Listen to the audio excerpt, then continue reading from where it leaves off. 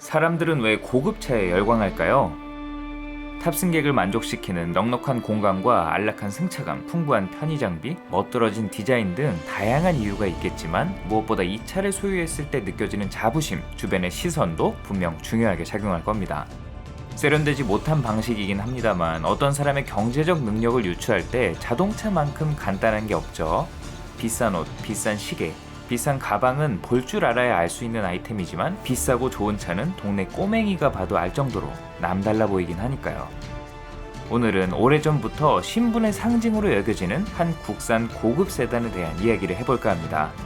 급변하는 시대만큼이나 성공을 바라보는 방식은 달라졌지만 7세대라는 긴 역사를 거듭하는 동안 한결같이 성공의 징표로 여겨졌던 차, 국산 최고급 차로 시작해 소나타와 아반떼를 제치고 매년 국내에서 가장 많이 팔린 세단에 이름을 올리고 있는 이번 시간에는 명실상부 국산 대표 고급 세단 현대 그랜저에 대해 알아보겠습니다.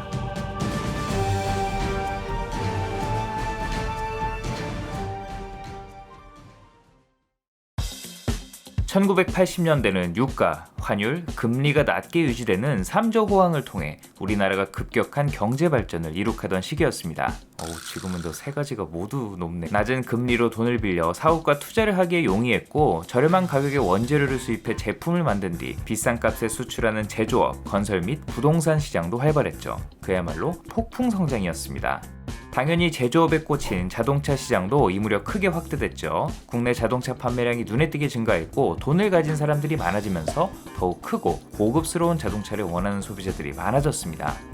경쟁사인 대우는 앞서 독일 오펠에서 들여온 중형 세단 로얄 시리즈를 연달아 히트시키며 막대한 돈을 벌어들이고 있었고 현대 역시 라이센스 생산 중이던 포드 그라나다를 투입하고 있었지만 사실상 수입차에 가까운 데다 수명까지 다해가고 있었기 때문에 이를 대체할 새로운 고급차의 필요성을 절실하게 느끼게 됩니다. 단연간의 조립 생산 노하우를 바탕으로 그라나다의 차체를 활용한 새로운 고급 세단 개발을 추진하게 되지만 탄탄한 라인업을 구축한 로얄을 찍어 누를 만한 경쟁력을 장담할 수 없었고 결국 개발이 무산되면서 이 노다지를 그저 바라만 보고 있어야 했습니다.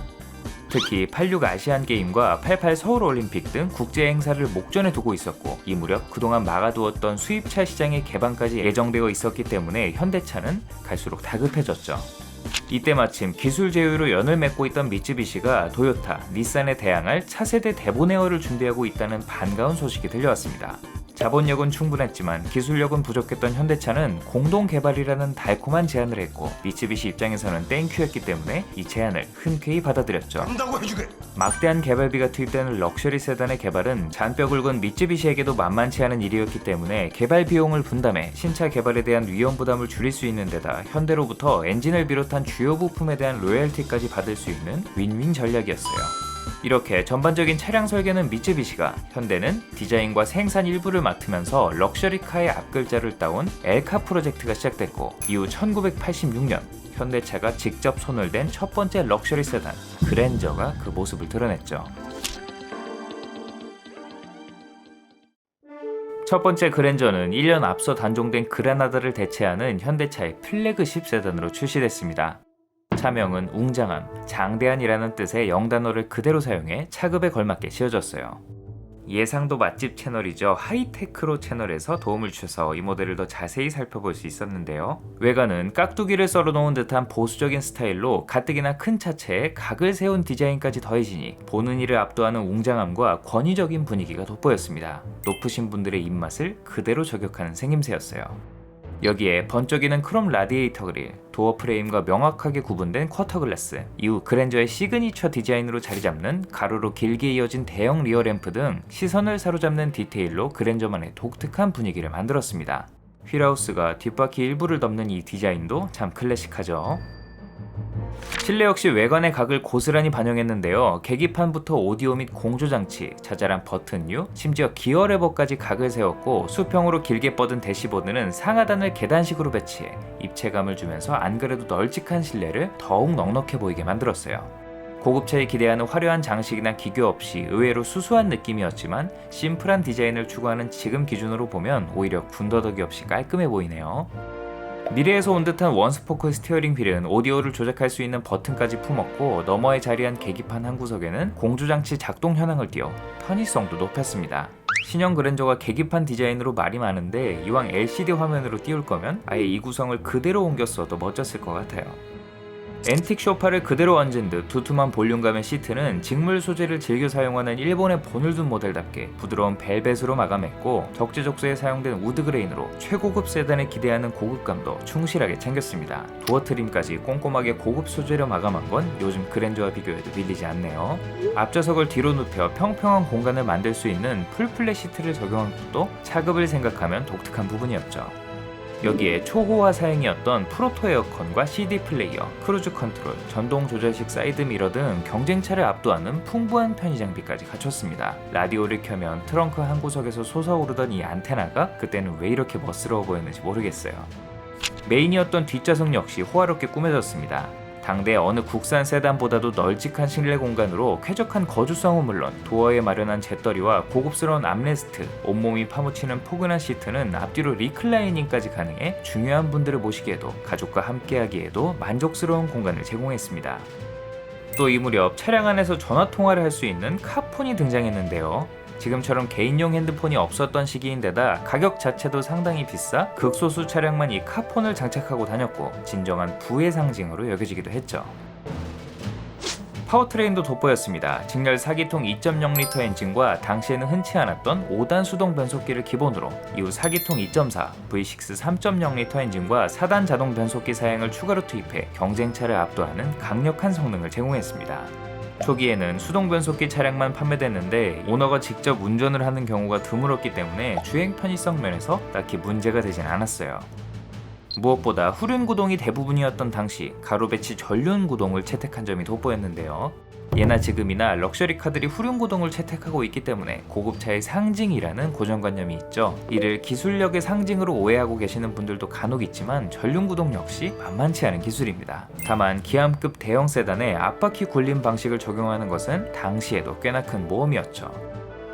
물론 나중에서야 PC 테일 현상으로 인한 미세한 진동이 뒷좌석 승객에게 불쾌감과 멀미를 유발할 수 있어 쇼퍼 드리븐 차량으로는 적합하지 않다는 것이 입증되어 제네시스를 후륜 구동으로 설정하는 등 자승자박하긴 했지만 당시에는 넓은 실내 공간과 연료 효율, 눈빗길에서의 안전성이 상대적으로 뛰어나다는 것을 강점으로 내세웠고 이 전략이 먹혔습니다.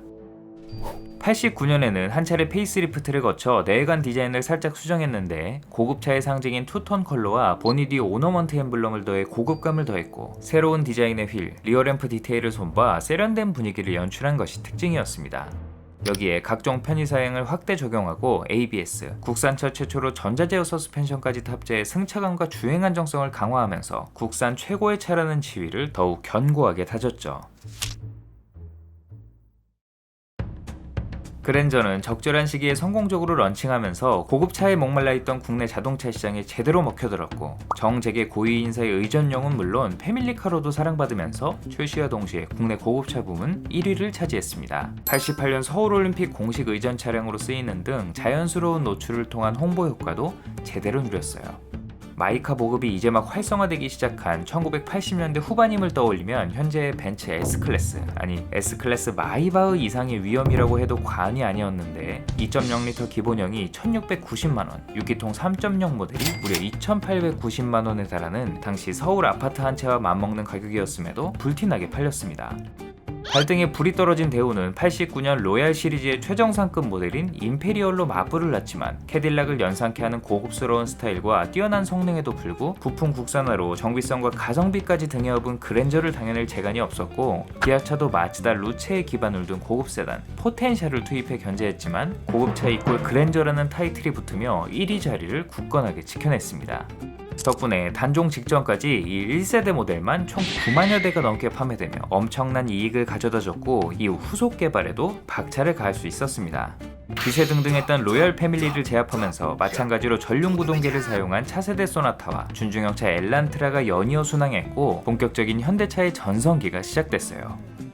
한편 데보네어의 이름표를 단 일본에서의 사정은 녹록지 못했습니다. 초기에는 전륜구동의 이점을 살린 설계로 주목받는 듯 했으나 현재 그랜저를 능가하는 터줏대감 토요타 크라운과 닛산 세드릭 등 쟁쟁한 경쟁차에 밀려 씁쓸한 판매량을 이어갔습니다. 특이하게도 지금은 벤츠의 자회사가 된 AMG에서 튜닝한 고성능 라인업이 있었고 차체 가운데를 길게 늘린 스트레치드 리무진도 소량 생산되었다고 하네요.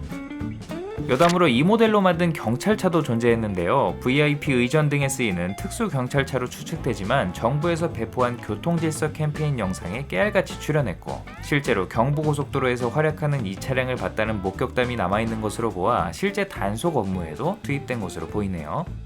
또 얼마 전 그랜저 EV 헤리티지라는 전기 컨셉트카를 선보이기도 했는데 여전히 존재감 넘치는 외관과 첨단 사양을 더해 모던하게 꾸민 인테리어로 남녀노소를 가리지 않고 좋은 반응을 얻었습니다.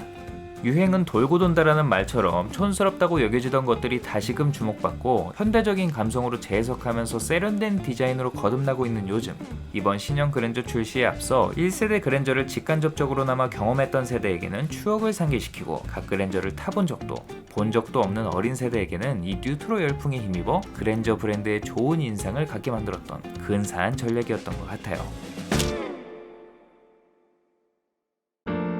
선대의 인기는 1992년 등장한 뉴 그랜저가 고스란히 물려받았습니다.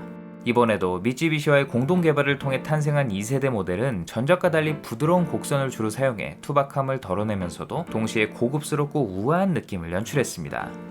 또 차체를 더욱 키워 동급 최고 수준인 5m에 육박하는 전장을 확보해 여전히 위협적인 분위기를 자랑했죠. 늘씬하게 뻗은 측면은 트렌드에 따라 두꺼운 몰딩 대신 얇은 크롬띠를 둘렀고 단아한 디자인의 알루미늄 휠을 더해 단정하게 마무리했습니다. 후면부는 직전 모델과 유사한 구성의 일자형 리어램프로 한눈에 봐도 그랜저의 신형 모델임을 알 수 있게 했고 후면 정중앙에 그랜저 레터링을 넣는 전통도 이 모델부터 시작됐죠. 어렸을 때 기아의 대형 버스 그랜버드의 뒷모습이 이 차랑 너무 닮아서 처음에는 같은 회사에서 만든 차인 줄 알았어요. 공교롭게 이름도 비슷하고요. 늘어난 차체로 넉넉해진 실내는 달라진 외모에 발맞춰 완벽하게 달라졌습니다. 운전기사를 위한 공간임을 나타내듯 투박한 생김새였던 이전 모델에 비해 부드러운 가죽과 강렬한 장미목 우드그레인으로 호화롭게 꾸며졌어요. 아날로그 시계와 앞좌석 열선 및 전동 시트 등 새로운 고급 사양이 더해졌고 프로토 에어컨은 별도의 정보창을 갖춰 고급스럽게 마무리했어요. 조수석 및 측면 에어백을 갖춰 승객 안전도 여느 수입차 못지않게 갖췄죠. 또 발로 밟는 족동식 주차 브레이크가 고급 트림의 옵션으로 제공됐는데 당시 대부분의 운전자에게 생소한 방식이었고 사이드를 채운 채 출발하는 경우도 막막 있었죠. 뒷좌석은 전동 리클라이닝과 별도 냉난방이 가능한 공조장치, 냉장고, 열선 시트까지 갖췄고 나중에는 4인치 AV 시스템과 뒷좌석 TV 등이 추가되면서 플래그십 세단에 걸맞는 최고 수준의 편의성을 자랑했습니다. 조수석 등받이를 개방해 상석에 앉은 승객이 발을 쭉 펼 수 있게 한 것도 당시 플래그십 세단에서 종종 볼 수 있는 디테일이죠. 널찍한 트렁크는 중요한 분들의 소중한 짐을 채워넣기에 충분했습니다.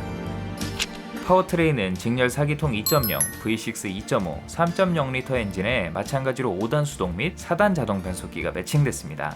여전히 배기량별로 다양한 파워트레인을 선택할 수 있게 하면서 위계를 중시하는 우리나라 조직 문화와도 잘 맞도록 구성했죠. 다른 조직에서도 많은 사랑을 받았어요. 또 택시 고급화 정책에 발맞춘 LPG 모델이 함께 출시되어 개인 및 모범 택시로도 상당수 판매됐죠.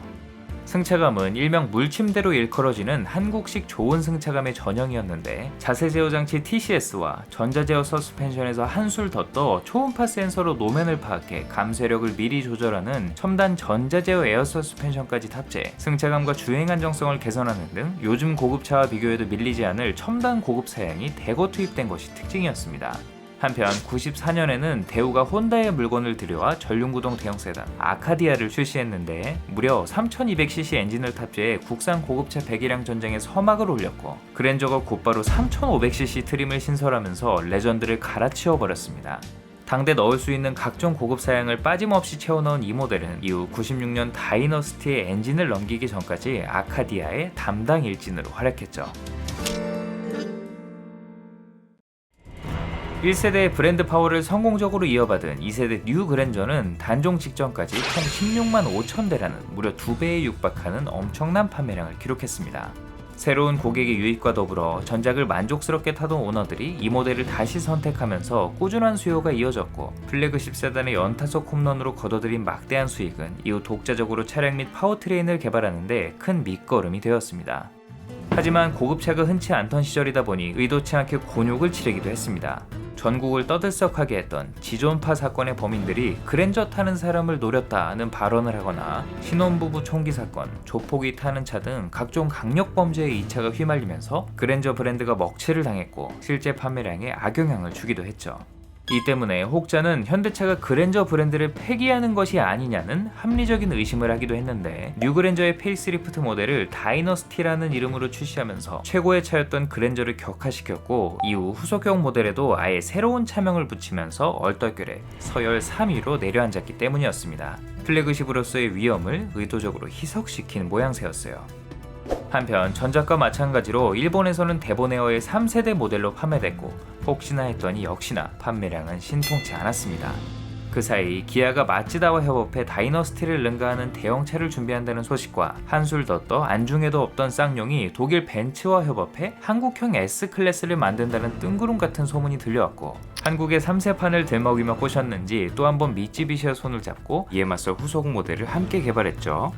미쯔비시는 실패한 간판을 바꿔달기 위해, 현대는 더 강렬한 이미지를 위해 각각 이름을 변경해 출시했고, 일본에선 프라우디아로, 아시다시피 한국에서는 에쿠스라는 이름으로 판매됐어요. 원래라면 신형 그랜저나 다이너스티로 등장해야 했을 모델에 새로운 이름이 붙게 되면서 현대차에게는 소나타와 다이너스티 사이에 커다란 간극을 메울 새로운 고급차가 필요했고, 그렇게 등장한 모델이 바로 고급 중형차 마르샤였습니다. 다만 이 마르샤는 소나타를 고급스럽게 포장한 모델이라는 평가를 받아 이렇다 할 인기를 끌진 못했죠. 하지만 중형과 대형 사이 이 차급만큼은 포기할 수 없었던 현대는 심기일전에 마르샤의 후속으로 투입할 새 모델을 준비했고, 실패한 마르샤의 이름을 또 한 번 이어가느니 얼떨결에 낙동강 오리알 신세가 된 그랜저 브랜드를 사용하기로 결정. 이 프로젝트 XG에 붙이게 되면서 그랜저는 새 국면을 맞이하게 됐습니다. 98년 등장한 3세대 그랜저 XG는 앞서 말씀드렸듯 플래그십 뉴그랜저가 아닌 고급 중형차 마르샤의 후속으로 개발된 모델이었습니다. 그랜저의 이름이 붙은 탓에 3세대로 구분되긴 하지만 엄연히 따지면 미쯔비시와 함께 개발됐던 이전 모델과는 성격이 판이하게 달라진 전혀 별개의 차였죠. 직접 모델을 떠올리면 차급이 눈에 띄게 줄어들었지만 소비자들의 인식이 자연스레 다이너스티, 에쿠스로 올라간 상황이었고, 이미 서열 3위였던 그랜저가 단순히 대체된 분위기였기 때문에 거부감은 크지 않았습니다. 또 신차에 프로젝트명을 붙이던 동세대 현대차 장명법에 발맞춰 XG라는 서브네임이 붙으면서 그랜저 시리즈의 파생 모델처럼 느껴지기도 했을 거예요. 앞서 소나타의 차체를 그대로 활용하면서 고급형 소나타라는 인식이 자리잡혀 실패했던 마르샤의 전철을 밟지 않기 위해 이번에는 EF 소나타에 쓰인 차세대 중형 플랫폼을 기반으로 차체와 휠베이스를 크게 늘려 확연히 구분되는 체급을 확보했습니다. 여러 차례 디자인 개발로 갈고 닦은 실력을 발휘해 빚어낸 외관은 쇼퍼 드리븐카였던 전작에 비해 훨씬 날렵하고 컴팩트해졌음에도 여전히 보수적인 색채를 품어 주타 계신 중장년층 소비자에게 어필했습니다. 가로로 길게 이은 시그니처 리어램프가 없는 유일한 그랜저였지만, 에쿠스와 유사한 리어램프, 분리된 후진 등 레터링을 품은 거대한 크롬바로 중후함과 고급감은 충만했고, 블랙 베젤 헤드램프, 깔끔한 프레임리스 도어, 도어 캐치를 아웃사이드 그립으로 바꾸면서 세련미까지 동시에 챙겼죠. 여담으로 미쯔비시의 준대형차 디아망떼와 체급과 디자인이 유사해 전작처럼 공동 개발을 했다고 잘못 알려지기도 했는데, 그랜저 XG는 현대가 독자 설계한 모델입니다. 실내는 고리타분한 운전자 중심 구조에서 벗어나 앞서 출시된 EF 소나타와 동일한 좌우 대칭 구조로 배치했고, 전작에 비해 넓은 전폭으로 쾌적한 공간감을 제공했습니다. 고급차의 상징인 우드그레인을 넉넉하게 둘렀고, 화사한 베이지 내장을 새롭게 추가해 포근한 분위기를 만들 수도 있었어요. 지금 보면 투박해 보이지만 98년 등장 당시에는 정말 세련된 인테리어였죠. 여기에 6개 스피커의 JBL 사운드 시스템과 5.8인치 VCD 내비게이션, 프로토 에어컨, 운전석 메모리 시트와 조수석 전동 시트 등 각종 고급 편의 사양을 만재했습니다. 이전에 있던 아날로그 시계는 아쉽게도 삭제됐어요. 뒷좌석은 차량의 성격이 오너 드리븐으로 바뀌면서 편의 장비가 전작에 비해 단촐해졌지만 여전히 고급스러운 마감과 넉넉한 공간을 제공했고, 공기청정기, 전용 에어벤트와 열선 시트, 오디오 스위치를 품은 암레스트로 가족과 손님을 모시기에 부족하지 않은 편의성을 갖췄죠. 파워트레인은 독자 개발한 V6 2.5L 델타 엔진과 에쿠스와 공유하는 미쯔비시의 3.0 시그마 가솔린 엔진, 후에 V6 2.0 델타 가솔린과 2.7 LPG 엔진을 투입해 운행 목적과 환경에 맞게 선택할 수 있게 했습니다. 여기에 5단 수동 변속기와 수동 변속 모드를 제공하는 4단 및 5단 자동 변속기를 결합했고, 특히 하위 모델 소나타와 급을 달리하기 위해 전 라인업을 6기통 엔진으로 채워 플래그십스럽지 않은 정숙성과 부드러운 회전 질감을 선사한 점이 돋보였죠. 연비도 플래그십스럽지 않았습니다. 그건 무슨 소리야? 6기통 엔진들이 의뢰 그렇듯 기름을 그야말로 퍼먹었죠. 그래도 날렵한 외관에 기대한 만큼 한층 진보한 주행 성능을 제공했는데요. 거대한 차체의 물렁물렁한 세팅으로 코너에서는 춤을 췄던 기존 국산 대형차들과 비교하면 탄탄한 세팅으로 전륜 W15, 전자제어 서스펜션과 업그레이드된 자세제어 장치가 더해지면서 안정적인 거동을 선사했습니다. 물론 상대적으로 탄탄했다는 것이지 낭창낭창한 과거 대형차 특유의 하체는 여전했어요. 투피스톤 브레이크를 탑재하면서 제동 성능도 수준급이었습니다. 저렴한 가격에 좋은 성능을 제공하면서 이후 애프터마켓을 통해 다른 차량에도 XG의 투피 브레이크를 옮겨다는 일이 많아졌고, 오랫동안 모비스의 인기 품목으로 자리했죠. 2002년에는 소소한 페이스리프트를 거쳐 내외관 디자인을 변경하고 트릭 컴퓨터 등의 편의 장비를 추가한 뉴 그랜저 XG가 출시됐습니다. 고풍스러운 휠을 모두 세련된 멀티 스포크 휠로 교체, 가로로 길게 이은 범퍼 하단과 LED를 더한 L자형 리어 램프로 도시적인 분위기와 함께 자체를 더욱 넓어 보이도록 유도했고, 리어 범퍼 하단에 있던 번호판을 트렁크로 올리면서 무게감을 덜어낸 것이 특징이었습니다. 다만 이 리어 램프가 발목을 잡았는데요. 정몽구 회장의 한마디로 시작해 좁은 전폭을 보완하고자 했던 시도는 깔끔한 뒷모습에 군더더기를 추가한 모양새가 됐고, 심지어 북미 법인이 이 디자인을 대놓고 거부하면서 한동안 수출길이 막혔습니다. 부랴부랴 뒷모습을 뜯어고친 다음에야 선적을 할 수 있었어요. 결국 L자형 리어 램프를 다시 일자 형태로 수정하면서 깔끔해진 이 디자인은 수출 사양에만 쓰여 괜한 내수차별 논란을 일으키다 연식 변경을 통해 내수형 모델과도 통일됐죠. 개인적으로 L자 테일램프 괜찮던데 다들 그렇게 싫었나봐요.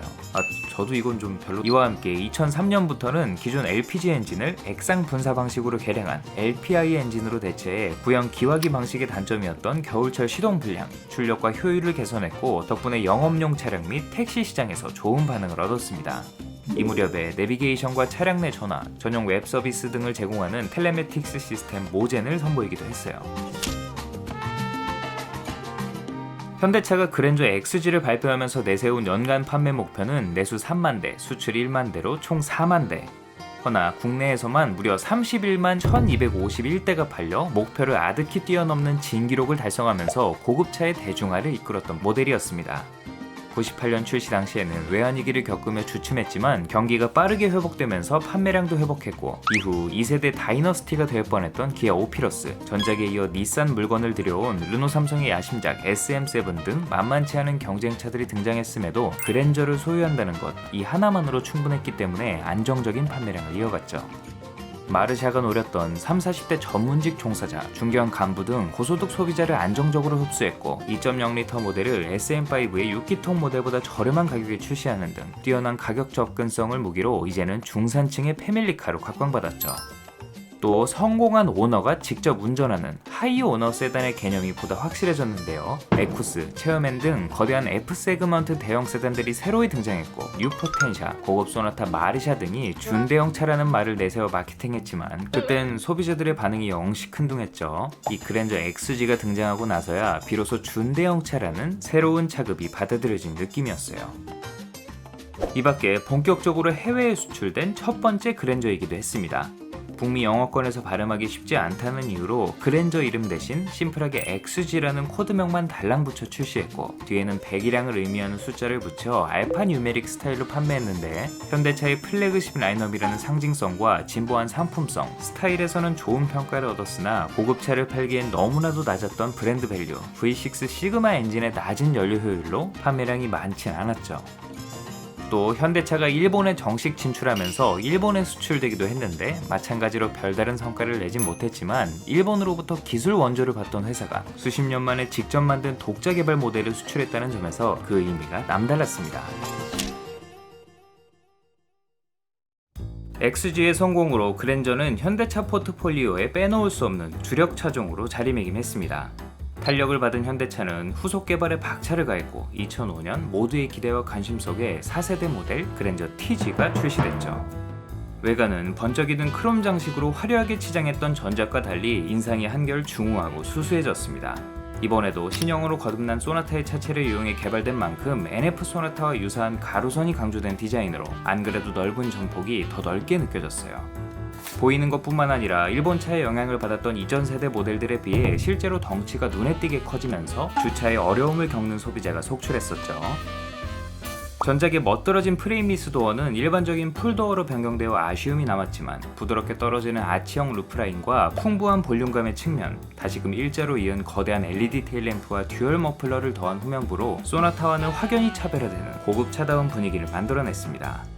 심플하면서도 유행을 타지 않는 타임리스 디자인은 세월이 지나야 그 진가가 드러나는데 이 차가 그런 경우가 아닐까 싶어요. 십수년이 지난 지금 봐도 여전히 매력적이죠. 다만 앞서 출시된 5세대 NF 소나타와 디자인이 너무 유사해 외려 고급형 소나타로 돌아간 것 같다는 지적을 받기도 했습니다. 이때만 해도 패밀리 룩이라는 개념이 익숙치 않았던 데다 실제로 멀리서 보면 NF 소나타와 구분이 잘 되지 않을 정도이긴 했으니까요. 그나마 가로 그릴에 이 뿔이 들어간 초기형 모델들은 괜찮았는데 이후 보행자 안전 규정이 강화되어 뿔을 삭제하면서 소나타와 더욱 비슷해졌습니다. 또 LED 테일램프를 전세한 기본 적용하면서 본의 아니게 민폐를 끼치기도 했는데요. 요즘처럼 간접 조명 형태가 아닌 땡 LED를 촘촘하게 박아놓은 구성이었기 때문에 뒷차에게 엄청난 눈부심을 유발했어요. 먼저 눈뽕 TG는 스포티지가 아니라 이 차였죠. 수수하고 넙대대한 외관의 분위기를 고스란히 반영한 실내는 전작의 좌우 대칭을 넘어서 운전자를 감싸는 랩 어라운드 스타일로 꾸몄고 마치 거실 같은 공간감이 특징이었습니다. 떡칠하기 바빴던 우드그레이는 적재적소에 포인트로 추가해 심플하면서도 고급스러운 분위기를 연출했고 특히 시트가 아주 푹신푹신했던 게 기억에 남네요. 트릭 컴퓨터는 시인성이 뛰어난 슈퍼비전 클러스터로 이사를 왔고 후방 카메라를 더한 7인치 대화면 DVD 내비게이션과 10개 스피커의 JBL 고급 오디오, 스티어링 휠, 사이드 미러가 연동되는 메모리 시트 등 기존에 있던 편의사양을 업그레이드한 것은 물론 개선된 모젠 시스템과 스마트키 등 첨단 사양까지 갖춰 그랜저다운 편의성으로 무장했습니다. 특히 이전 세대에서는 규격화된 오디오 및 공조장치, 딘 규격의 모듈을 사용하면서 차종마다 동일한 제품을 돌렸었지만 신형으로 거듭나면서 아예 인테리어에 걸맞는 디자인을 적용해 실내의 분위기를 이끄는 중요한 디테일로서 기능할 수 있게 됐습니다. 애프터마켓 내비게이션을 시공하면 제품에 따라 오디오 유닛이 이렇게 턱주가리처럼 툭 튀어나와 있던 게 떠오르네요. 더욱 넉넉해진 뒷좌석은 전작의 편의 장비는 물론 후방 전동 블라인드와 나중에는 6대4 뒷좌석 전동 리클라이닝까지 추가해 중요한 손님을 모시기에 충분한 공간을 제공했습니다. 견고해진 프레임과 사이드 커튼 에어백을 탑재해 승객 안전성도 더욱 보강했어요. 파워트레인도 모두 신형으로 교체됐습니다. 새로 개발한 V6 2.7L 뮤 가솔린 엔진 및 LPI 엔진을 주력으로 3.3L 람다 가솔린에 5단 자동 변속기를 맞물려 소나타와 확실히 차별화된 매끄러운 주행감을 제공했습니다. 이 초기형 뮤, 람다 엔진의 부드러운 질감은 GDI 엔진을 탑재한 후속들보다 고급스러웠어요. 이전에 있던 전자제어 서스펜션은 빠졌지만 플랫폼과 전자제어 장치가 개선되면서 승차감과 고속주행 안정성이 향상됐고 여전히 물렁한 하체는 소비자층을 고려하면 당연한 세팅이었습니다. 다만 육중해진 몸무게에 비해 빈약한 원피스톤 브레이크 시스템을 갖추면서 제동 성능은 전작만 못해졌다는 평가를 받기도 했죠. 이후 연식 변경을 통해 수출형에 적용되던 3.8L 람다 엔진을 탑재한 S380 트림을 신설, 상식 국산차 중 5손가락 안에 들 정도로 강력한 성능을 제공하면서 초대 인터넷 슈퍼카 중 하나로 군림했던 SM7의 VQ 3.5L에 맞서는 그랜저 오너들의 정신적 지주로 활약했습니다. 해외에서 이삿짐으로 역수입된 3.8L 모델들이 있긴 했지만 이 S380 모델은 모든 옵션이 모두 포함된 차량인데다 출고 가격이 상당히 비쌌기 때문에 NF 소나타의 V33 모델과 마찬가지로 엄청난 희소성을 자랑했어요. 또 NF 소나타에 적용된 2.4L 세타 가솔린 엔진을 적용한 Q240 트림을 신설하기도 했는데 V6 2.7L 엔진이 주력인 상황에서 4기통 MPI 사양을 그대로 사용했기 때문에 굼뜨다는 지적을 받았죠. 물론 여론이 부정적이었을 뿐 뛰어난 가격 접근성 덕분에 적지 않은 숫자가 판매됐는데 길에 보이는 TG는 무조건 Q270 아니면 L330이었습니다.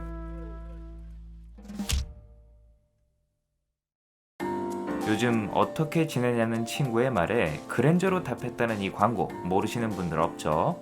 물질 만능주의를 적나라하게 드러내며 반감을 샀는데 수많은 사람들의 머릿속에 강렬하게 남아 아직까지 회자되는 걸 보면 마케팅 담당자 입장에서는 웃어야 할지 울어야 할지 모를 것 같아요. 강렬한 광고와 함께 2008년 등장한 1차 부분 변경 모델은 뉴 럭셔리라는 서브네임을 붙였습니다. 디자인에 대한 아쉬움은 없었기 때문에 내외관 모두 변화는 크지 않았습니다. 입체감을 더한 라디에이터 그릴과 새로운 디자인의 알루미늄 휠로 신선함을 더했고, 가로로 긴 번호판, 리어램프는 LED를 기어이 한 줄 더 추가해 더욱 강력한 눈부심을 선사했죠. 실내는 연두빛 조명을 현대차 브랜드 컬러로 자리 잡은 푸른색으로 교체해 도시적인 분위기를 냈고, 차분한 색상의 우드그레인, USB와 아이팟을 연결해 음악을 들을 수 있게 하는 등 트렌드에 발맞췄습니다. 판매량이 저조했던 3.8리터 모델이 단종되면서 그림의 떡이었던 뒷좌석 전동 시트가 3.3리터 모델로 내려왔어요. 특히 듀얼 디스플레이라는 옵션을 세계 최초로 선보였는데, 단순히 모니터 2개를 달거나 화면을 분할하는 단순한 형태가 아닌 한 화면으로 주행 중 운전석에서는 내비게이션을, 조수석에서는 미디어를 감상할 수 있는 독특한 기능이었습니다. 다만 당시 기술의 한계로 안 그래도 안 좋았던 화면 해상도가 이 기능을 적용하면 더 안 좋아졌고, 사악한 가격 때문에 선택률이 저조했기 때문에 얼마 안가 삭제됐습니다. 이거 뒷좌석에서는 어떻게 보일지가 너무 궁금하더라고요. 그 대신 2009년형부터는 소나타 트랜스폼에서 먼저 선보인 인텔리전트 DMB 내비게이션을 비교적 저렴한 가격에 제공해 좋은 반응을 얻었죠. 여기에 버튼 시동 스마트키와 전방 카메라, 엔진 라인업의 출력을 끌어올리고 새로운 6단 자동 변속기를 탑재해 파워트레인에도 변화를 줬습니다. 그 사이 호랑이 기운을 등에 업고 나타난 기아 K7이 기대 이상의 돌풍을 일으키면서 그랜저에 비상이 걸렸죠. 비록 한 식구긴 하지만 그룹 내에서 엄연히 경쟁 구도가 유지되고 있기 때문에 현대차는 부랴부랴 2차 페이스리프트 모델 더 럭셔리 그랜저를 출시해 K7을 견제했어요. 외관은 헤드램프와 범퍼 디자인을 수정하면서 인상이 확연히 달라졌는데, 블랙 베젤 헤드램프와 LED 포지셔닝 램프로 뚜렷해진 동공은 공격적인 인상을 넘어서서 흑화한 것 마냥 사악해 보이기까지 해서 호불호가 갈렸습니다. 여기에 새로운 하이퍼 실버 알루미늄 휠과 면적을 넓히고 내부 그래픽을 수정한 테일램프, 범퍼 일체형 듀얼 머플러로 존재감을 높인 것이 특징이었죠. 한편 시트, 도어 트림 등 실내 곳곳을 알칸타라로 꾸며 고급감을 높인 알칸타라 에디션을 한정 판매해 과거 1세대 그랜저의 향수를 불러일으키기도 했습니다. 지금도 이 시트는 한번 앉아보고 싶네요. 그랜저 TG는 출시 전 계약만 1만여 대로 역대 신차 중 두 번째로 많은 사전 계약 대수를 자랑했어요. 1위는 놀랍게도 2차였죠.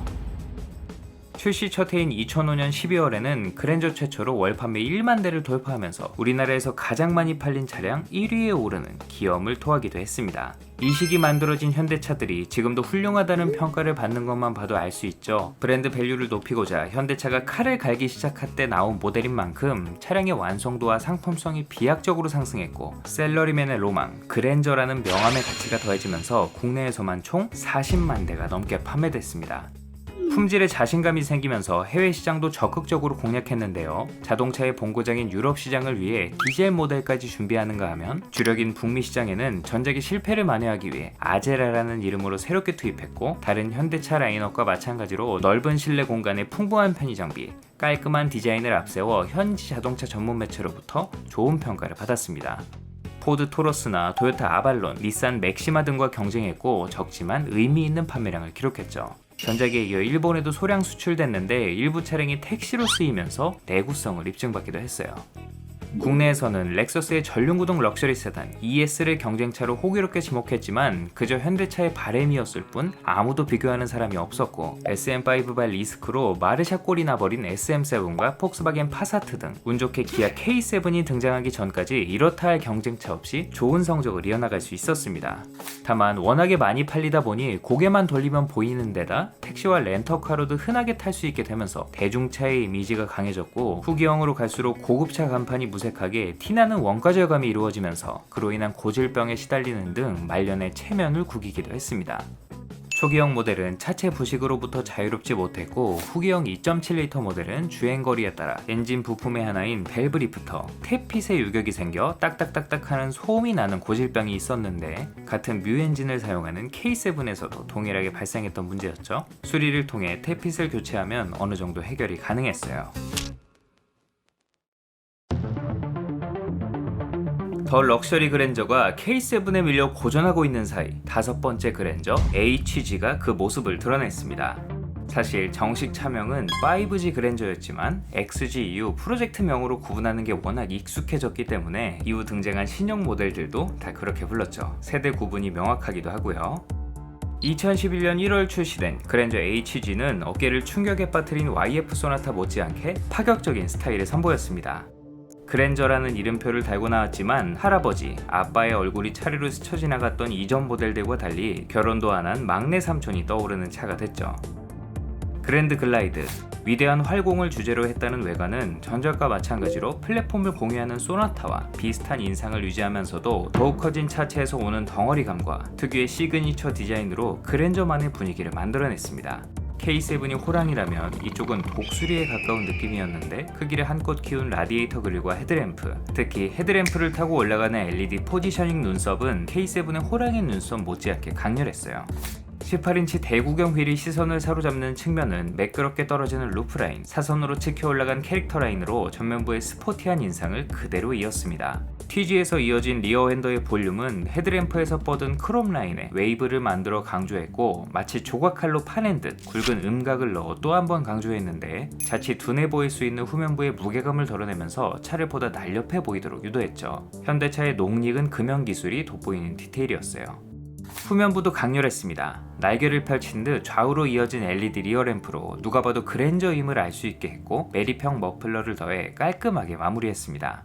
거추장스러운 몰딩 없이도 화려했고 직전 모델과 비슷한 램프 구성으로 눈부심도 덜해졌죠. 파격은 실내에도 이어졌습니다. 거대한 Y자를 이루는 대시보드, 입체감이 돋보이는 크래쉬 패드 디자인은 지금 봐도 독특한 구성이죠. 앞서 선보인 소나타, 아반떼와 패밀리 룩을 이루면서도 차급에 걸맞게 화려했고 갈라진 트림에는 푸른색의 간접 조명까지 넣어 미래지향적인 분위기를 연출했습니다. 스웨이드 천장 마감과 나파 가죽 시트, 금속 장식과 어두운 색상의 우드 그레인을 적절하게 배치해 고급감과 도시적인 느낌을 동시에 챙긴 것도 새로움을 추구하던 소비자들에게 좋은 반응을 얻었죠.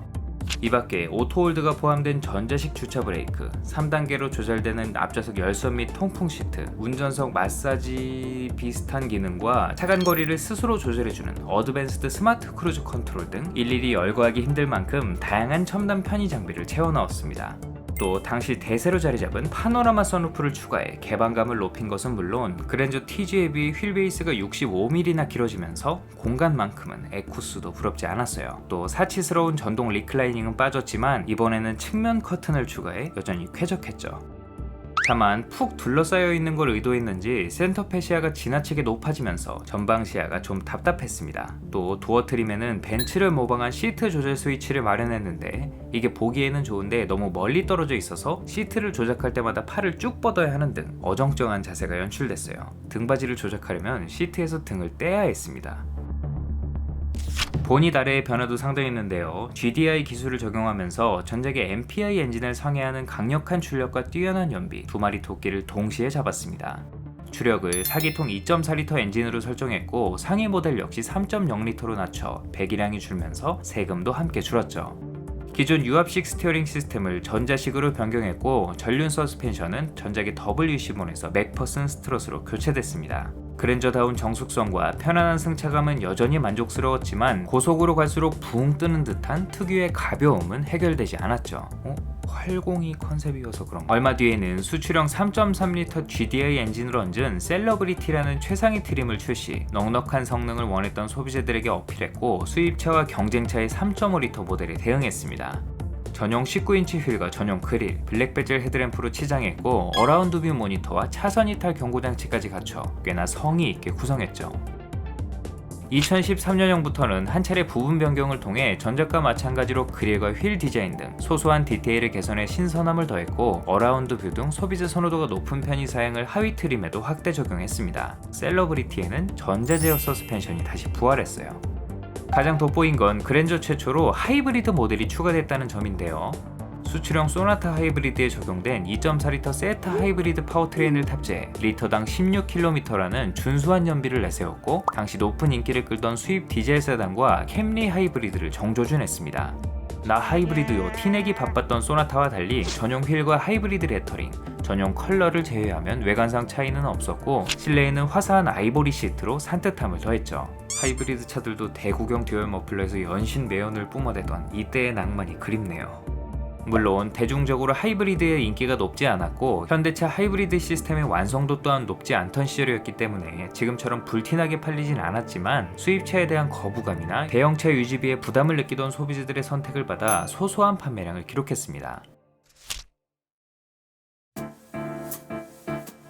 바로 1년 뒤 2014년에 한 번 더 부분 변경을 거쳤는데 이번에는 변화의 폭을 넓혀 단박에 시선을 사로잡았습니다. 블랙 베젤 헤드램프와 LED 안개 등을 더한 범퍼, 머플러 팁에 엣지를 더하는 등 보다 스포티해진 외관으로 그랜저를 눈독 들이던 젊은 소비자들을 공략했습니다. 처음에는 좀 과하다 싶었는데 흰색에 18인치의 썬루프 들어간 차는 지금 봐도 참 세련됐더라고요. 이거 몇 년 안 된 차네? 실내의 변화는 크지 않았지만 저렴한 가격의 순정 내비게이션과 카드 타입 스마트키, 후측방 경고, 스마트폰으로 원격 시동, 공조장치 조작 등이 가능한 최신 텔레매틱스 시스템 블루링크 등 여러 첨단 편의 사양을 새롭게 추가하면서 상품성을 크게 개선했습니다. 또 하이브리드에 이어 2.1L R엔진을 얹은 디젤 모델을 내놓기도 했습니다. 당시에는 지금 같은 분위기가 아니었죠. 유럽 수입차를 중심으로 디젤 세단의 거부감이 상당수 해소됐고 디젤 엔진의 두터운 토크와 뛰어난 연비가 돋보이면서 중장거리를 주로 운행하는 소비자들에게 좋은 반응을 얻었습니다. 덕분에 가솔린과 디젤, LPG의 하이브리드까지 선택할 수 있는 파워트레인만 무려 5가지나 됐어요. 3.3L 엔진은 이 무렵 어떤 맹수한테 빼앗기면서 단종됐습니다. 이 밖에 수입차 대중화로 높아진 소비자의 입맛에 맞춰 서스펜션 세팅도 개선되면서 과한 출렁임을 억제하고 보다 안정적인 코너링 실력을 제공했죠. 전작이 중년 부부가 고등학생 자녀와 타고 다닐 법한 차였다면 5세대 그랜저는 신혼부부가 카시트를 설치하고 타도 어울리는 차가 됐습니다. 흔히 기본기라고 부르는 주행 품질은 여전히 동급 수입차에 비해 아쉬웠지만 현대차의 장기인 넉넉한 공간과 압도적인 편의 장비로 보완했죠. 이름이 가진 무게감에 비해 지나치게 젊어진 디자인은 기존 고객인 중장년층 소비자가 이탈하는 결과를 낳기도 했는데 역으로 젊은 고객을 상당수 끌어들이면서 다양한 연령대에서 인기를 끌어 도합 51만 대라는 역대급 판매량을 기록했어요. 한동안 국내 자동차 판매량 1, 2, 3위를 소나타, 그랜저, 아반떼가 엎치락 뒤치락하는 진풍경이 펼쳐지기도 했죠. 어느새 기본형이 3천만 원을 넘어설 정도로 비싸졌지만 인기는 여전했는데 이 모델부터 무리해서 그랜저를 뽑는 젊은 소비자들이 많아졌고 K7과 함께 국산 카푸어의 대표격 차량이 됩니다. 2세대 아제라로 투입된 해외 시장 성적은 여전히 저조했습니다. 미드사이즈 시장에 비해 라지카 세단 시장은 규모 자체가 크지 않은 데다가 관공서와 렌터카 등 플릿 판매가 주로 이루어지다 보니 그랜저뿐만 아니라 경쟁차인 아발론과 맥시마도 죽을 쓰고 있었습니다. 결국 이 모델 이후 북미 수출을 중단하고 제네시스에 집중했죠. 한편 초기 연식의 경우 매립형 머플러의 설계 결함으로 고속 주행 시 배기가스가 실내로 유입되는 문제가 발생해 가스렌저라는 불명예스러운 별명이 따라다니기도 했습니다. 소비자의 건강과 직결되는 부분이었지만 리콜이 아닌 무상 수리로 대응해 많은 지적을 받았어요.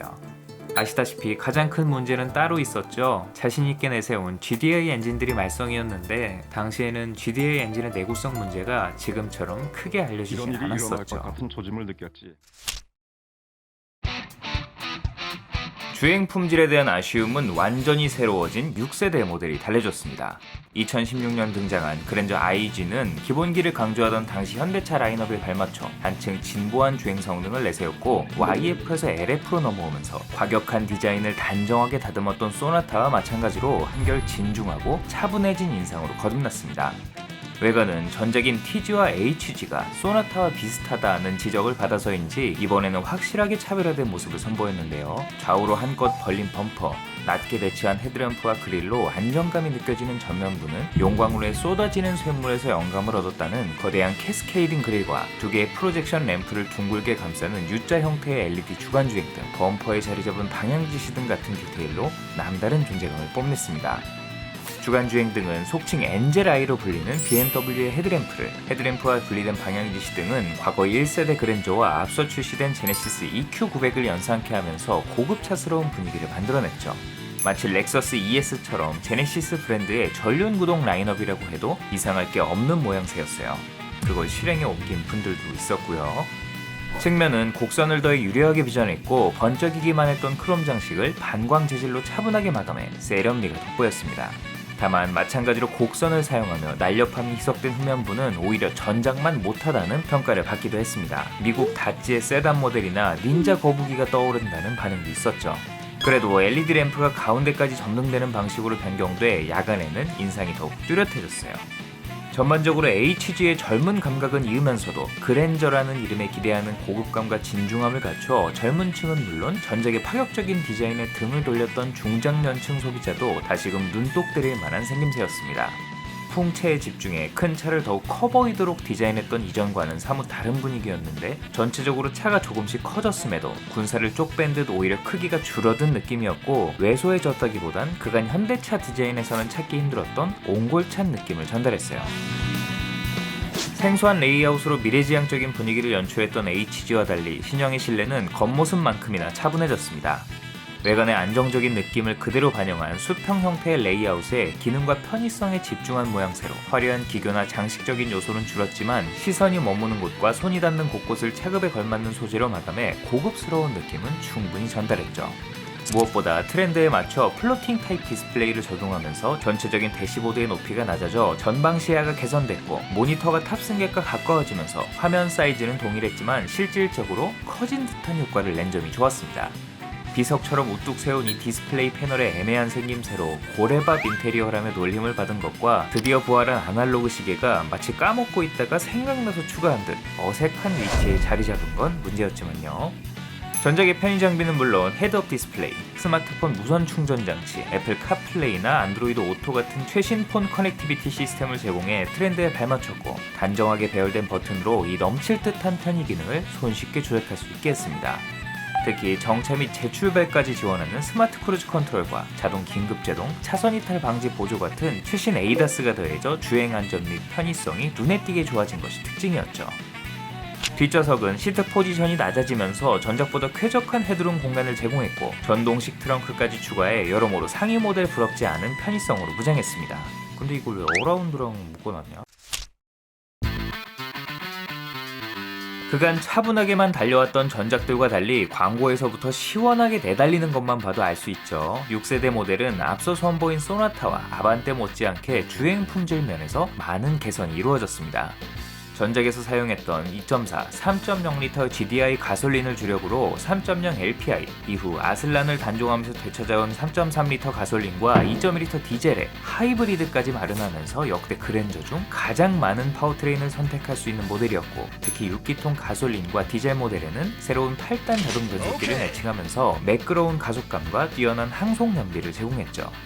특히 모든 면에서 완성도가 높아진 하이브리드 모델은 더 강력한 모터와 배터리를 탑재해 순수 전기로만 주행할 수 있는 거리가 길어지면서 효율이 좋아졌고 그 사이 하이브리드 파워트레인에 대한 소비자 선호도가 높아지면서 전체 판매량의 21%를 차지할 만큼 비중이 커졌습니다.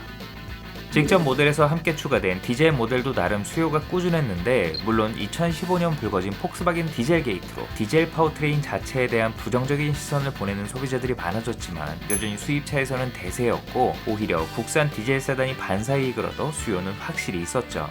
그랜저 디젤은 K7과 달리 요소수를 사용하는 SCR 모델을 투입하지 않고 2018년 단종했어요. 다만 주행 성능을 개선하는 데 집중한 나머지 승차감에서는 호불호가 갈리기도 했습니다. 지나치게 탄탄하게 세팅된 서스펜션으로 승차감이 단단을 넘어 딱딱하다고 느끼는 소비자들이 많았고 패밀리카 수요가 많은 그랜저의 성격과 운행 환경을 고려할 때 다소 과한 세팅이라는 지적을 받았죠.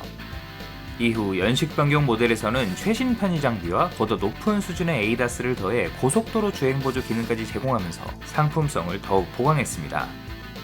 한편 출시 이후 파워트레인에 문제가 생겨 오너들이 불편을 겪기도 했는데요. 5세대와 마찬가지로 현대기아차의 발목을 부여잡고 있는 세타2 GDI 엔진 결함에 직접적으로 타격을 입었는데 엔진 부품 중의 하나인 크랭크샤프트의 결함으로 엔진 내 이물질이 발생해 소음 유발, 엔진오일 감소, 심한 경우 엔진이 손상되어 주행 중 시동이 꺼지거나 화재가 발생할 위험이 있었죠. 이후 탑재된 후속 엔진인 2.5L 역시 초기에 엔진오일이 과도하게 소모되는 결함이 지적되는 등 후폭풍이 거세게 일었습니다. 엔진을 지속적으로 개량하면서 문제를 개선했지만 소비자들의 불안감은 여전히 해소되지 않고 있죠. 그랜저 IG는 모든 부분에서 한층 진보한 모델이었습니다. 곳곳의 디테일은 제네시스 G80 못지않게 고급스러웠고 전작에서 지적받았던 주행 품질까지 개선하면서 정말이지 모난 구석 없는 오너 드리븐 패밀리카 만들기에 정점에 달한 모습이었어요.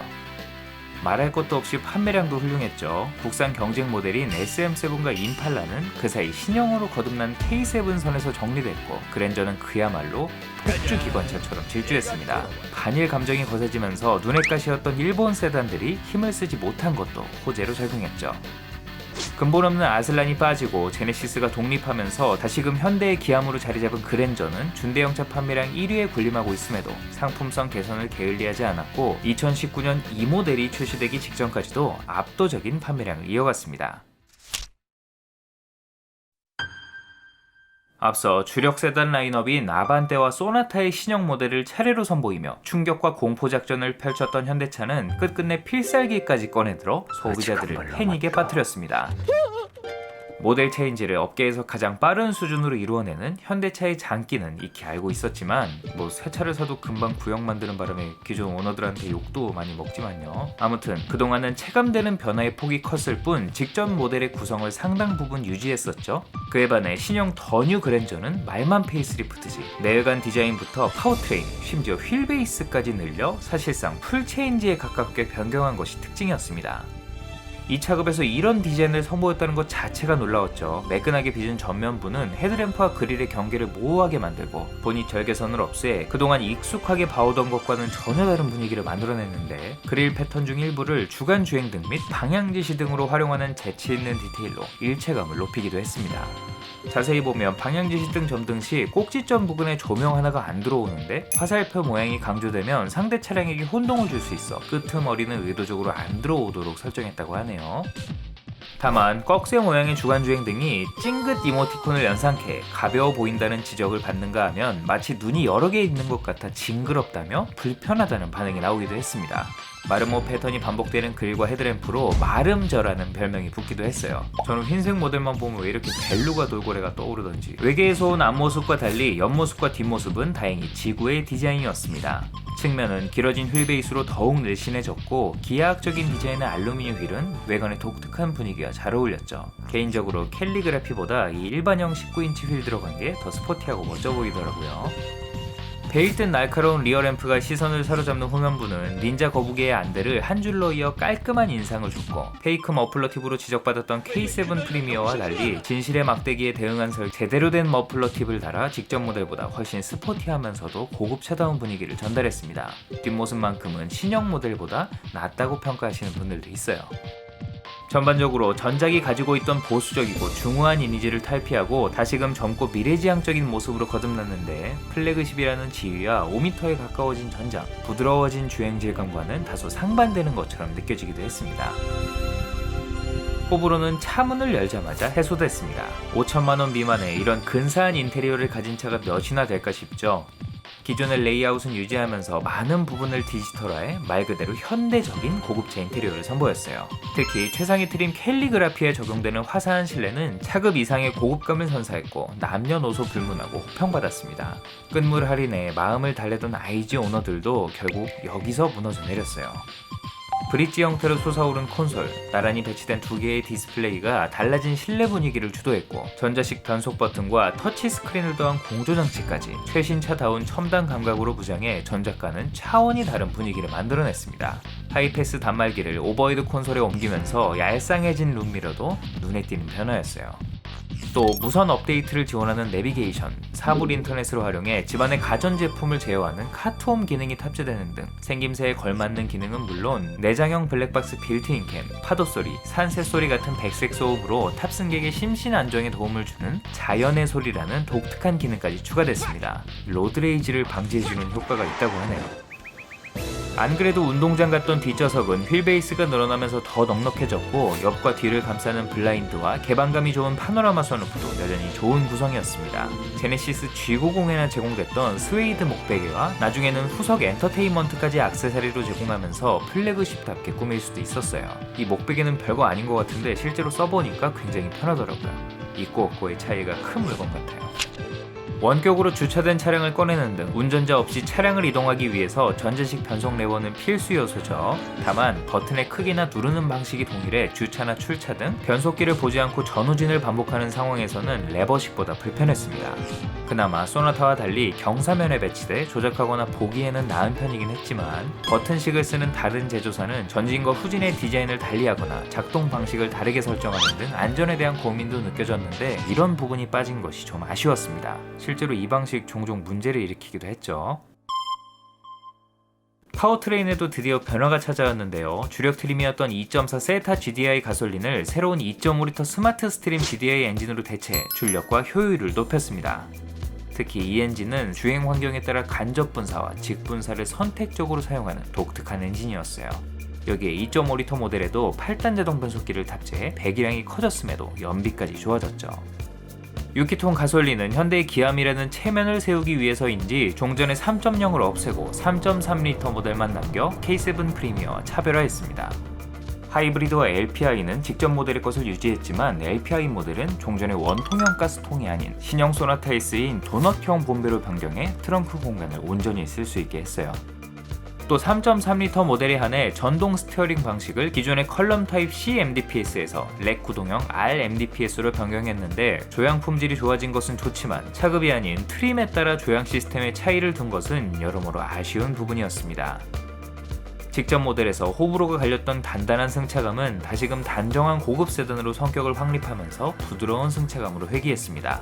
운전하는 아빠는 지루해졌을지언정 함께 탄 가족이 더 안락하고 편안해진 것은 분명했어요. 부드러움도 과거 모델들처럼 무턱대고 출렁해진 것이 아닌 적당히 폭신한 승차감으로 승차감과 주행 성능 사이에서 적당한 밸런스를 잡았다는 평가를 받았죠. 직전 모델에서 만족스러웠던 주행 보조 기능도 이제는 볼보의 파일럿 어시스트가 부럽지 않을 만큼 완성도가 높아졌습니다.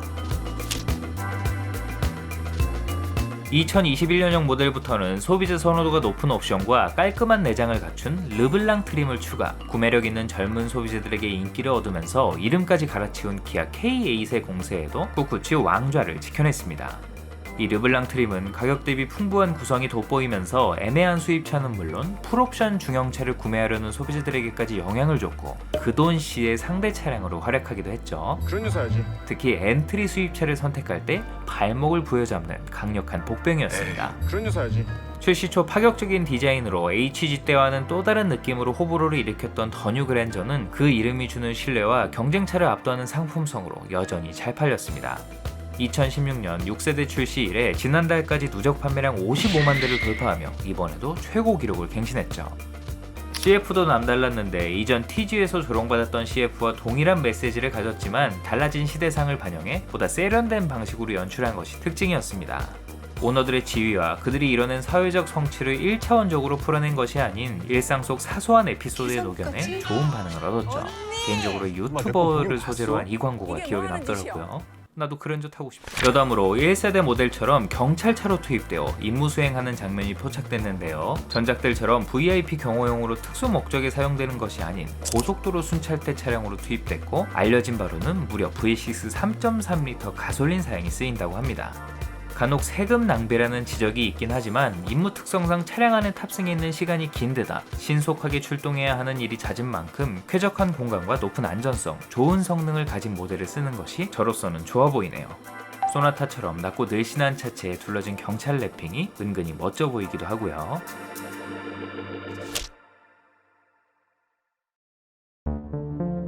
드디어 2022년 현대차의 그 어떤 모델보다 많은 관심과 기대를 받은 7세대 그랜저가 출시됐습니다.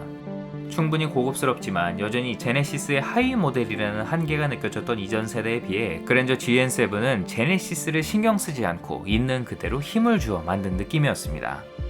5m의 벽을 넘어선 차체, 프레임 미스도어, 그랜저 최초의 AWD 시스템 등 G80 부럽지 않은 사양으로 꾸며졌고 독립된 쿼터 글래스 등 1세대 그랜저를 상기시키는 디자인 포인트까지 넣음으로써 단순히 제일 비싼 현대차가 아닌 제대로 된 플래그십 세단의 역할을 공고히 하겠다는 의지를 엿볼 수 있었죠. 외관은 더 뉴 그랜저라는 부스터샷을 맞았음에도 여전히 파격적으로 다가왔는데요. 리어 램프만으로는 부족했는지 전면부까지 좌우로 길게 이은 LED 램프를 새겨 넣었고, 극단적으로 내린 헤드램프와 사슬 갑옷을 두른 듯 전면부를 뒤덮은 그릴로 그간 어디에서도 본 적 없는 세단 디자인을 선보였습니다. 가늘고 낮은 차체에 팽팽하게 긴장을 준 철판으로 견고함이 느껴졌는데, 도어 핸들마저 플러시 타입을 적용해 차체에 숨기고 엠블럼마저 다림질하는 등 돌출된 부위를 최대한 없애 차량의 모든 면을 정말 깔끔하게 마무리했어요. 기존의 자동차들이 빈 차체에 각종 부품을 이곳저곳 붙여 만든 느낌이었다면, 아예 하나의 쇳덩어리를 깎아 만든 느낌으로 기계를 넘어 유기체처럼 느껴지기도 했습니다. 투싼에 이어 2030년에서 마중 나온 듯 컨셉트카스러운 모델이 실제로 양산되어 돌아다니는 게 참 놀랍네요. 다만 신형 그랜저의 외관을 논할 때 빠지지 않고 언급되는 자동차가 있죠. 그 어느 때보다 패밀리 룩을 강하게 살리는 트렌드상 모든 라인업이 같은 얼굴로 도배되긴 하겠지만, 이 현대차의 새로운 얼굴이 그랜저가 아닌 상용된 스타리아를 통해 가장 먼저 선보여졌다는 건 분명 아쉬운 부분입니다. 자주 보이는 만큼 현대차의 새로운 패밀리 룩이 눈에 익숙해졌다는 장점은 있지만, 플래그십을 닮은 상용차와 상용차를 닮은 플래그십은 어딘가 묘하게 다른 느낌이 있죠. 그나저나 각종 센서에 이어 헤드램프까지 하단으로 내려오면서 이제 범퍼는 더 이상 소모품 개념이 아니게 된 것 같네요. 감성 충만한 프레임리스 도어 너머의 실내는 전작과 동일한 레이아웃을 사용했지만 모든 부분을 일체감 있게 디자인하면서 새로운 세대로 거듭났다는 인상을 주기에 충분했습니다. 고품질의 소재가 돋보이는 단순하지만 심심해 보이지 않는 구성으로 외관의 인상을 고스란히 반영한 인테리어였죠. 두 개의 모니터는 하나의 패널 위에 배치해 더욱 깔끔한 분위기를 만들어냈고, 간접 조명식 앰비언트 라이트, 검은 플라스틱 베젤과 함께 아쉬움을 남겼던 룸미러를 이번에는 매끈하게 다듬어 한층 고급스러워졌습니다. 계단식으로 조성해 입체감을 더한 대시보드와 두툼한 스포크가 돋보이는 스티어링 휠은 1세대의 향수를 불러일으키는 디테일이었어요.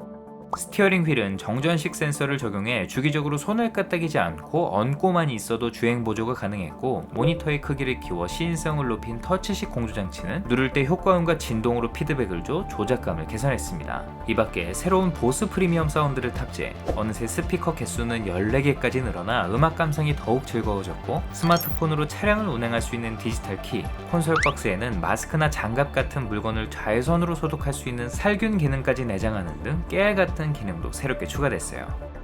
또 소비자들의 지적이 이어졌던 기존의 전자식 변속 버튼을 앞서 아이오닉 라인업에서 선보인 컬럼식 레버로 변경해 조작 편의성을 높였고, 평균 이하의 상품성으로 지적받았던 빌트인 캠은 화질을 개선하고 음성 녹음 기능을 갖추는 등 기존 사양의 단점도 보완했습니다. 뒷좌석도 드디어 플래그십에 걸맞게 꾸며졌습니다. 전동 리클라이닝이 다시 부활한 데 이어 뒷좌석 열선 및 통풍 시트, G80에도 없는 측면 전동 블라인드까지 적용해 보다 쾌적한 공간을 제공했죠. 외관에서 독특한 분위기를 만들어주는 쿼터 글래스는 뒷좌석의 개방감도 높여주면서 실내 공간을 더욱 크게 느끼도록 만들어줬어요. 특이하게도 가솔린보다 더 비싼 하이브리드 모델은 뒷좌석 하단의 배터리 구조물 때문에 리클라이닝을 넣을 수 없다고 하네요. 한편 아이오닉 6에 이어 현대 로고를 활용한 새로운 차키를 선보였는데, 이거 너무 캐주얼해서 여론이 별로 좋지 않죠. 왠지 디자이너들도 이렇게 만들기 싫었을 것 같은 모양새인데, 이거 디지털 키스라고 일부러? 파워트레인은 앞서 출시된 기아 K8과 마찬가지로 직렬 4기통 2.5L 가솔린, V6 3.5 가솔린과 LPG, 1.6 터보 하이브리드 등 총 4가지로 구성했고 8단 자동 변속기를 매칭했습니다. 하이브리드는 전작 대비 배기량은 훨씬 작아졌지만 출력과 토크, 효율까지 모두 개선됐고, 소형 차급 자동차세는 덤이었죠. 새로운 3세대 플랫폼이 적용되면서 주행 안정성이 한층 개선됐고, 숙성된 서스펜션 세팅으로 고급차다운 차분하고 묵직한 주행 질감이 돋보인다는 게 자동차 전문 매체들의 공통된 평가였습니다. 다만 전륜구동 대형 세단 특유의 한계는 여전히 남아있는 듯한데요. 노면의 굴곡을 파악해 감쇄력을 조절하는 프리뷰 전자제어 서스펜션과 AWD가 새로이 힘을 보탰음에도 후륜구동 제네시스를 뛰어넘을 만큼의 승차감은 아니라고 평하기도 했어요.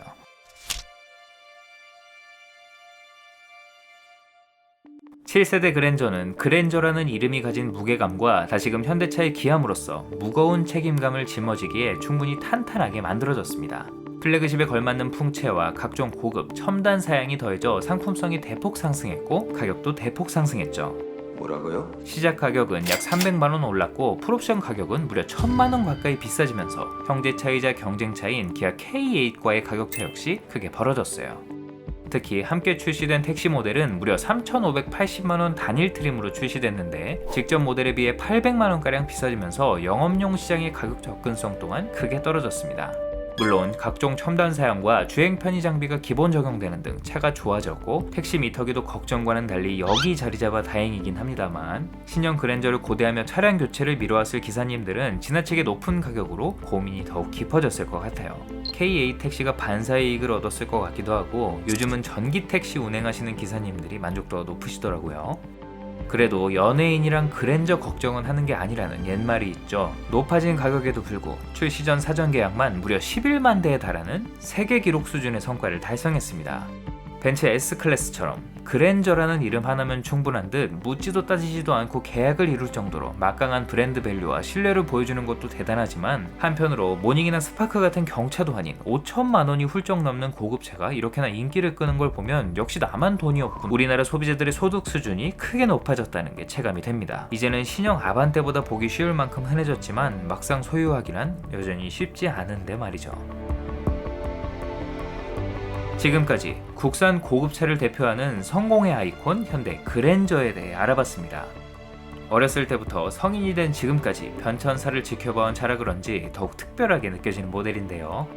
1986년부터 쌓아올린 가치는 그대로 신뢰로 이어져 우리나라 사람들에게 단순한 고급차 이상의 의미로 자리잡았고 내로라던 세단들을 추풍 낙엽으로 만든 크로스오버의 열기 속에서도 세단만이 가질 수 있는 매력을 내세워 꿋꿋이 사랑받았습니다.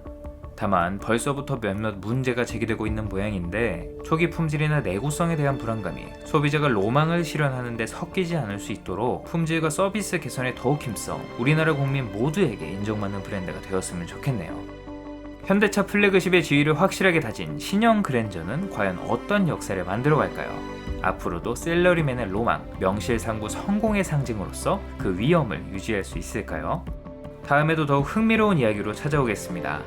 사소하지만 궁금한 자동차 이야기 멜론 머스크였습니다.